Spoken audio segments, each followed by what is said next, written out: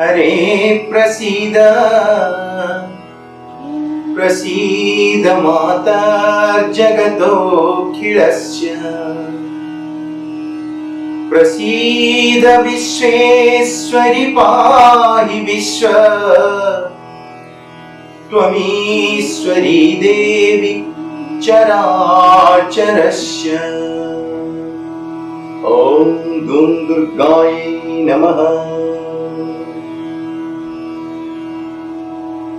पवित्र दुर्गा पूजार पावन भव्य अवसर रे समस्त को स्वागत अभिनंदन सप्रेम प्रणाम। भगवती माहेश्वरी परमेश्वरी जगधात्री त्रिगुण शक्ति स्वरूपिणी प्रकृति रूपिणी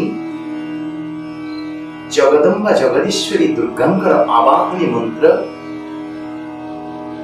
समग्र धरा पृष्ठे गुंजरित होउछि। जो मां ममता वात्सल्य सकल जीव जगत को पालन पोषण करुछि। ए मां केते बेले भूल करेनी।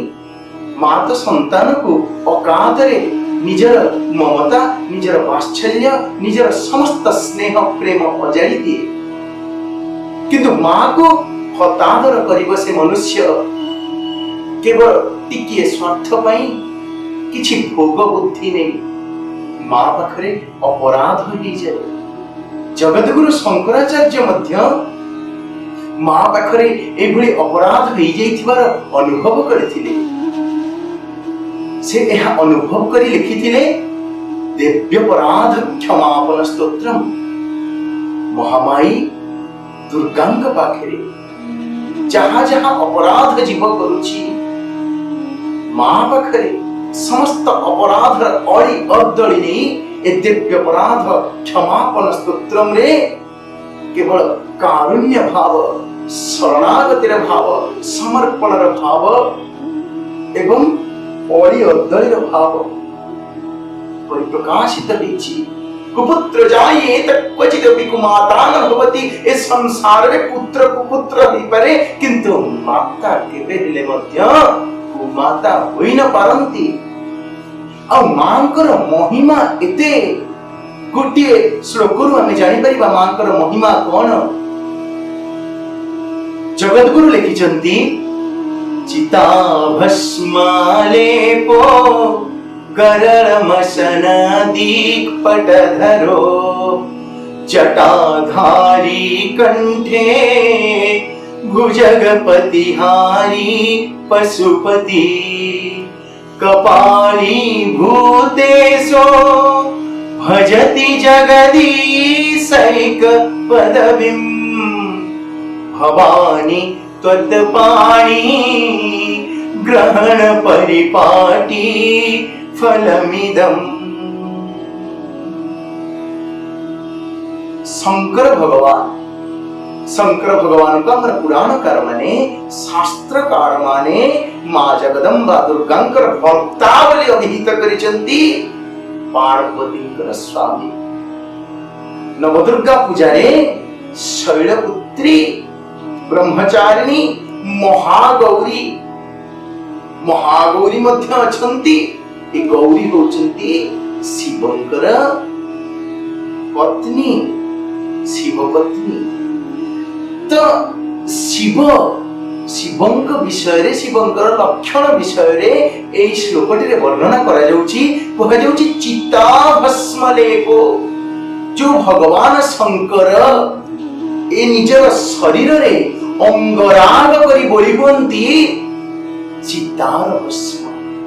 राम नाम सत्य है उच्चारण करी जीव जेते बेले देह त्याग करे चारिकांधरे पोकेई रे बोही बोही ताकु नहीं आसंती मशाणी को, एवं मशाणी रे से रक्त मांसर शरीर जड़ी पड़ी भस्मीभूत हो जाए। भगवान शंकर जी राम नाम प्रिय से खोजी बुलंती। अरे राम नाम उच्चारण करी ए जीव आसीथिला, यार अंतिम परिणति कौन हैला? अंतिम परिणति से भस्म पलटि जाइछि। आपण देखंतु ए पाउंस मशाणी पाउंस से ना धनी ना दरिद्र ना ज्ञानी ना अज्ञानी काहाकू से काहाकू उच्च नीच दृष्टि देखेनी समस्त प्रति समभावापन्न आपण कहि परिबे ये पाउंसटी धनीर पाउंस से अंत्येष्टि संस्कार हो गला परे समदाह हो सारा परे से पाउंस आपन को मुठाई दिया जीव आपन कहि परिबेनी जे एहा एक धनी लोकर पाउंस एहा एक भिखारीर पाउंस एटा गोटे पंडितर पाउंस एटा गोटे मूर्खर पाउंस ए गोटे प्रभावशाली व्यक्तित्वर पाउंस ए गोटे साधारण जीवन चर्चा करथिबा जनतार पाउंस ए कथा आपन कहि परिबेनी ए पाउंस समस्त को एकाकार कर दिए समान कर दिए शिव जेहेतु योगी समत्व भाव में प्रतिष्ठित श्री श्री राम नाम उच्चारण ही जहाँ पाउंस ही जाइए से पाउंस को देहरे बोली करती आज्ञा सामाजिक चलनी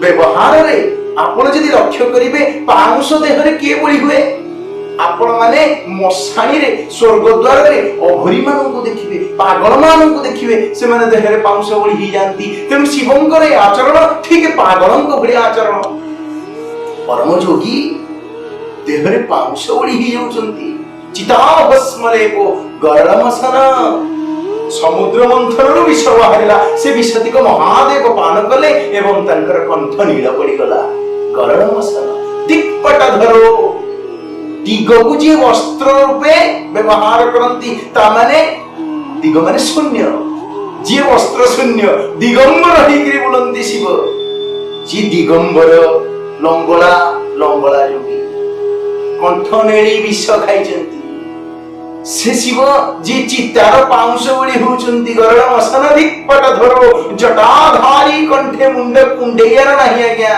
मुंड को केते प्रकार प्रसाधनी केते प्रकार साबुन शैम्पू करिकरी आमे केशर जत्न नउचे किंतु शिव जमार निज केशर जत्न नियंती नाही तांकर जटाजुट विमंडित जटेश्वर से जटेश्वर प्रभु जटाधारी कंठे भुजगपति एवं ताकर बेकरे आज्ञा गोटे पूरा जीवंत सुना चेन पड़ीची नाग जे नागराज साप को बेकरे मार करिकरी हार करिकरी नागेंद्र हाराय त्रिलोचनाय नाग को हार करिकरी जहांकर कंठ शोभा पाउची कंठरे नागराज प्रलंबित हार सदृश भुजगपति हारी पशुपति समग्र पशु समाज से अधिपति पशु मान लीडर तुम तंगना पशुपति कपाली भूतेशो जे बेकरे कपाल माला धारण करंती खपुरी माला धारण करंती भूतेशो समग्र भूतमानंगर अधीश्वर भूतनाथ सिए भूत प्रेत पिशाच मानंक गहन रे जे श्मशानवासी जहंकर समस्त समय भूत प्रेतंक गहन रे बीती जाए कपाली भूतेशो आज्ञा लक्ष्य करंतु शिवंकर ए लक्षण गुडाक देहरे पांश ओळी हवा पाउडर करिकरी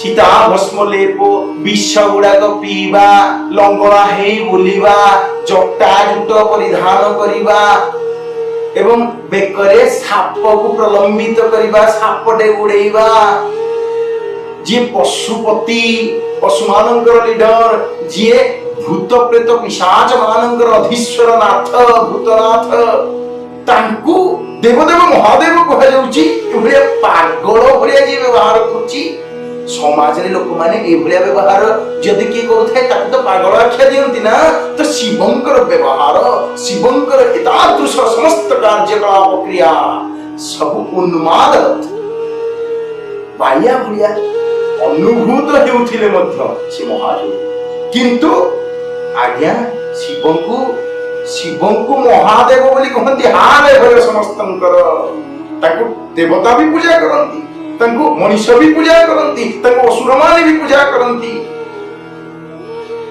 ये जगदीश्वर तांको महादेव ईश्वर बोली अभिहित करा जाउची कारण कोन तमांकर भव्यता मांकर महिमा मांकर गुण वर्णना करी जगद्गुरु शंकराचार्य कहउचंती भवानी तत्पाणी ग्रहण परिपाटी कलम इदम भवानी इदं फलं त्वत्पाणि ग्रहण परिपाटी।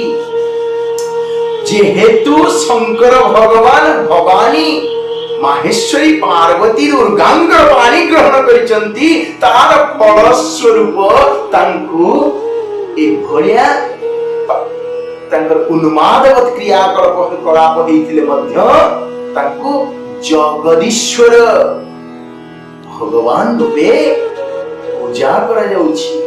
तेणु वर्तमान ए जो शारदीय दुर्गा पूजा आश्विन मासरे काशकंडी फुलरे पृथ्वी पक्ष उल्लसित समान केवल मां दुर्गा मातृ चेतनार झंकार ए अवसर रे समस्त हृदय रे से मातृत्व बोध जागृत हो, से मां प्रति भक्ति प्रीति प्रेम संचरित हो जाऊ, मां आशीष धारा झरी पड़ू जीव जगत उपरे समस्त उपरे। सर्वे भवन्तु सुखिनः सर्वे सन्तु निरामया सर्वे भद्राणि पश्यन्तु मा कश्चित् दुःख भाग भवेत्।